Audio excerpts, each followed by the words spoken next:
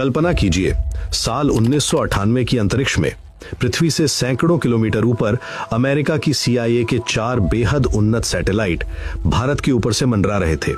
ये कोई आम सैटेलाइट नहीं थे। इनमें की होल और लैक्रोस जैसे बिलियन डॉलर सैटेलाइट शामिल थे, जिनकी नजर इतनी तेज थी कि अगर धरती पर कोई इंसान अखबार पढ़ रहा हो तो ही अंतरिक्ष से उस अखबार की हेडलाइन तक पढ़ सकते थे। अमेरिका को पूरा घमंड था कि उसकी मर्जी के बिना भारत का एक पत्ता भी नहीं खड़क सकता।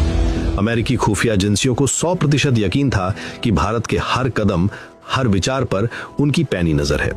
लेकिन नीचे राजस्थान के थार रेगिस्तान की झुलसा देने वाली गर्मी में एक ऐसा खेल चल रहा था जो CIA के इतिहास की सबसे बड़ी विफलता, सबसे बड़ी हार बनने वाला था।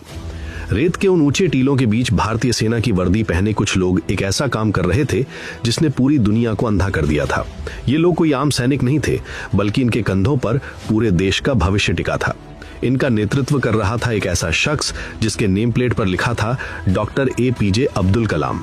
आखिर देश के सबसे बड़े वैज्ञानिक को सेना की वर्दी क्यों पहननी पड़ी? कैसे दुनिया के सबसे शक्तिशाली देश के राडार और सैटेलाइट्स को धूल चटा दी गई?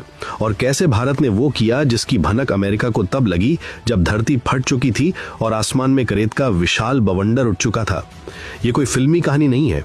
ये भारत के स्वाभिमान, साहस और विज्ञान की सबसे बड़ी, सबसे रहस्यमयी और सच्ची दास्तान है, ऑपरेशन शक्ति। पोखरण 2 की वो गुप्त कहानी जिसे सुनकर आज भी हर भारतीय का सीना गर्व से चौड़ा हो जाता है। आइए समय के पन्नों को पलटते हैं और उस खुफिया चक्रव्यूह के अंदर चलते हैं जिसे भेदने की ताकत दुनिया की किसी महाशक्ति में नहीं थी। कहानी की असली शुरुआत 1998 से नहीं, बल्कि दशकों पहले हो चुकी थी। जब भारत 1947 में आजाद हुआ तो दुनिया 2 गुटों में बढ़ चुकी थी। एक तरफ अमेरिका और दूसरी तरफ सोवियत